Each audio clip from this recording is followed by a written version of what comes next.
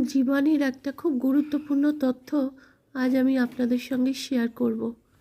সেটা হলো যে আমাদের মেরুদণ্ড সোজা রাখাটা কেন জরুরি, সেটা কি আপনারা জানেন? চলুন আমার কাছ থেকে জেনে নেবেন আজকে।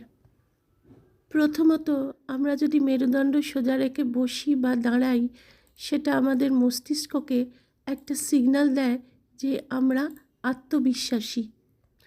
দ্বিতীয়ত হচ্ছে, সোজা হয়ে বসলে শ্বাস প্রশ্বাসও স্বাভাবিক থাকে, যা মনকে শান্ত রাখে।